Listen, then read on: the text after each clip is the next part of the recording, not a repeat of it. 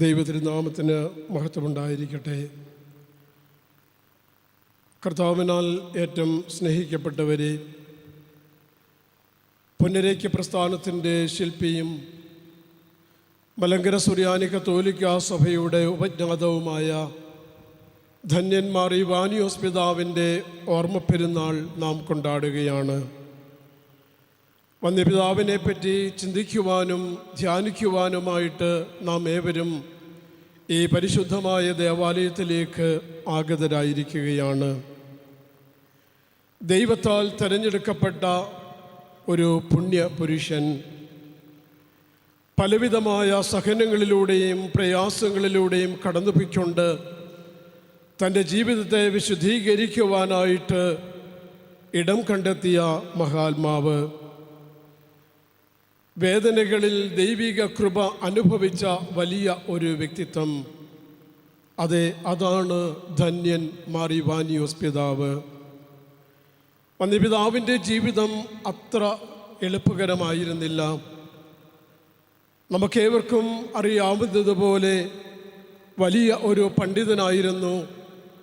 അതോടൊപ്പം തന്നെ മറ്റുള്ളവരെല്ലാം ഒരു വൈദികൻ എന്ന നിലയിൽ ആദരിക്കുകയും ബഹുമാനിക്കുകയും ചെയ്യുന്ന വ്യക്തിത്വം.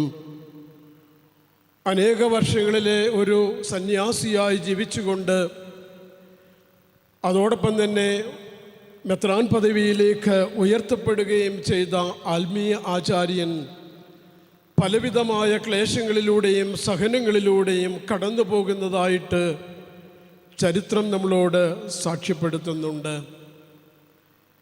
മറ്റുള്ളവർ തന്നെ തെറ്റിദ്ധരിച്ചപ്പോൾ, ഏകാന്തത അനുഭവപ്പെട്ടപ്പോൾ, മറ്റുള്ളവരിൽ നിന്നും തിരസ്കരണം ഏറ്റുവാങ്ങിയപ്പോൾ, ശാരീരികമായ അസ്വസ്ഥതകളൊക്കെയും ഉണ്ടായപ്പോൾ, യേശുക്രിസ്തുവിലുള്ള അചഞ്ചലമായ വിശ്വാസത്തിൽ നീതിമാനായ ജോബിനെ പോലെ വന്യപിതാവ് തൻ്റെ ജീവിതത്തെ സമർപ്പിക്കുകയായിരുന്നു ചെയ്തത്. തൻ്റെ സഹനങ്ങളിലൂടെ നമുക്ക് വലിയൊരു പാഠമാണ് വന്യപിതാവ് നമുക്ക് നൽകുന്നത്.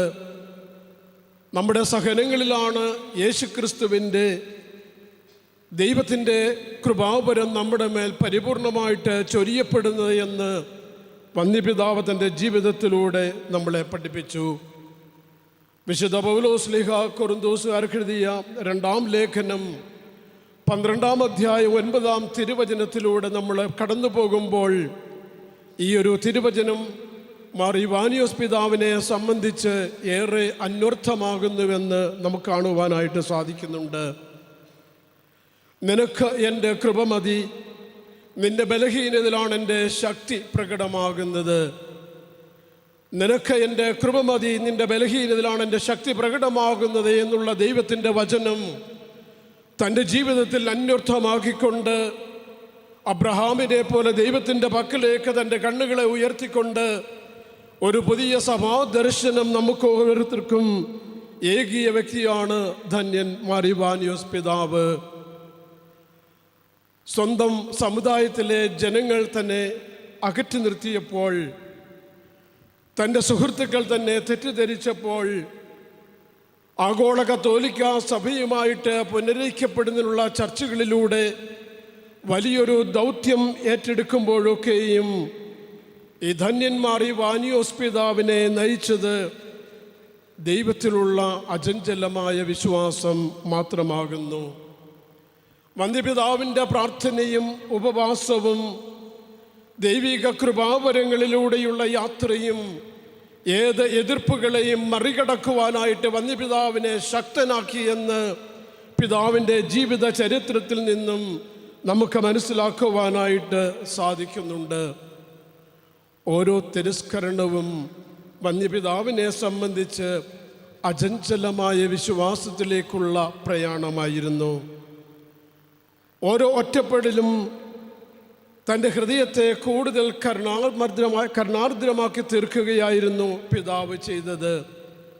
അതിലുപരി തൻ്റെ ദൗത്യം എന്താണെന്നുള്ളതിൻ്റെ യഥാർത്ഥമായ ചിത്രം വന്യപിതാവിൻ്റെ മനോമുഖരത്തിൽ തെളിയുന്നതായിരുന്നു ഓരോ വേദനയും ഓരോ ആകുലതകളുമെന്ന് നമുക്ക് കാണുവാൻ സാധിക്കുന്നുണ്ട്. എൻ്റെ പിന്നാലെ കടന്നു വരുവാനായിട്ട് ആഗ്രഹിക്കുന്നവൻ എൻ്റെ കുരിശുമെടുത്ത് തന്നെ തന്നെ പരിത്യജിച്ച് കടന്നു വരട്ടെ എന്ന് ആഹ്വാനം ചെയ്ത യേശുക്രിസ്തുവിൻ്റെ വചനം തൻ്റെ ജീവിതത്തിലൂടെ പ്രയാസങ്ങളെ അഭിമുഖീകരിക്കുമ്പോൾ യേശുവിലുള്ള യഥാർത്ഥമായ വിശ്വാസത്തെയും അവനെ മുറുകെ പിടിക്കുവാനുള്ള വലിയ ആത്മധൈര്യത്തെയും അവിടുന്ന് പ്രദാനം ചെയ്യുകയായിരുന്നു. ഓരോ വേദനയും വന്യപിതാവിനെ സംബന്ധിച്ച് അഗാധമായ പ്രാർത്ഥനയിലേക്കും ലാളിത്യത്തിലേക്കും അതിലുപരിയായിട്ട് ഒരു ദർശനത്തിലേക്കും നയിക്കുന്നതായിരുന്നുവെന്ന് നമുക്ക് കാണുവാനായിട്ട് സാധിക്കുന്നുണ്ട്. സുഖലോലുപതയുടെ ഒരു ജീവിതമല്ല പിതാവ് തിരഞ്ഞെടുത്തത്. സത്യത്തിന് വേണ്ടിയുള്ള ഒരു കോംപ്രമൈസും പിതാവിൻ്റെ ജീവിതത്തിൽ കണ്ടെത്തുവാനായിട്ട് സാധിക്കുകയില്ല. മറിച്ച് വിളിച്ചവനോട് വിശ്വസ്തയോട് നിന്നുകൊണ്ട് യേശുവിൻ്റെ വിളിയെ ഉൾക്കൊണ്ടുകൊണ്ട് ഐക്യത്തിന് വേണ്ടി പ്രാർത്ഥിക്കുന്ന ഒരു മഹാത്മാവിനെയാണ് ധന്യന്മാർ ഇവാനിയോസ് പിതാവിലൂടെ നമുക്ക് കണ്ടെത്തുവാനായിട്ട് സാധിക്കുന്നത്. പ്രിയപ്പെട്ടവരെ, പിതാവിൻ്റെ വേദനകളിലൂടെയുള്ള യാത്ര നമുക്ക് പുതിയൊരു പാഠമാണ് നമുക്ക് നൽകുന്നത്. വേദനകൾ ഒരു ശിക്ഷയല്ല, മറിച്ച് യേശുക്രിസ്തുവിൻ്റെ പീഡാസഹനങ്ങളിലുള്ള പങ്കുചേരലാകുന്നുവെന്ന് മാർ ഇവാനിയോസ് പിതാവ് നമ്മളെ പഠിപ്പിക്കുകയാണ്. ഓരോ ഒറ്റപ്പെടലിലും വേദനകളിലുമെല്ലാം സ്നേഹത്തിൻ്റെ ഉപകരണമായിട്ട് ദൈവം പിതാവിനെ മെനഞ്ഞെടുക്കുകയായിരുന്നു എന്ന് നമുക്ക് കാണുവാനായിട്ട് സാധിക്കുന്നുണ്ട്. വന്യപിതാവിൻ്റെ ശാരീരിക അസ്വസ്ഥതകളിലൊക്കെയും വന്യപിതാവ് ഓരോ ക്രൈസ്തവനും ഓരോ മലങ്കര ക്രിസ്ത്യാനിക്കും പ്രതീക്ഷയുടെ വലിയ ഒരു പ്രകാശമായിട്ട് തീരുകയായിരുന്നു. തന്നെ ഒറ്റപ്പെടുത്തിയവരോട്, തന്നെ എതിർത്തവരോട് വന്യപിതാവ് ക്ഷമിച്ചു. തൻ്റെ ഹൃദയത്തെ വേദനിപ്പിച്ചവരെ, മുറിവേറ്റവരെ അവിടുന്ന് ആശീർവദിച്ചു. നമ്മളെ ഓരോരുത്തരെയും അവിടുന്ന് അനുസ്മരിപ്പിക്കുകയാണ്. സഭ വിശ്വാസമാകുന്ന പാറമേലാണ് പണിയപ്പെട്ടിരിക്കുന്നത്. പരിശുദ്ധന്മാരുടെ കണ്ണുനീരാണ് ഈ സഭയെ വളർത്തിയത് എന്നുള്ള അത്യഗാധമായ ചിന്ത ധന്യന്മാർ ഇവാനിയോസ് പിതാവ് നമുക്ക് നൽകുകയായിരുന്നു. പ്രിയമുള്ളവരെ, ഈ വന്യതാതൻ്റെ തിരുനാൾ നമ്മൾ ആചരിക്കുമ്പോൾ ഈ പിതാവിൻ്റെ ചിന്തകൾ നമ്മുടെ ജീവിതത്തിന് നിദാനമായിട്ട് ഭവിക്കണം. നമ്മുടെ വേദനകളിൽ യേശുവിൻ്റെ മുഖം ദർശിച്ചുകൊണ്ട് പുതിയൊരു കാഴ്ചപ്പാടോടുകൂടി യഥാർത്ഥ മലങ്കര സുറിയാനി കത്തോലിക്കനായിട്ട് വളർന്നു വരുവാനായിട്ട് നമുക്ക് സാധിക്കണം. നമ്മുടെ ജീവിതവും നമ്മളെ എതിർക്കുന്നവരോട് ക്ഷമിക്കുവാനുള്ളതാണ്. നമ്മളെ മുറിപ്പെടുത്തുന്നവരെ നമുക്ക് ആശീർവദിക്കുവാനായിട്ട് നമുക്ക് സാധിക്കണം.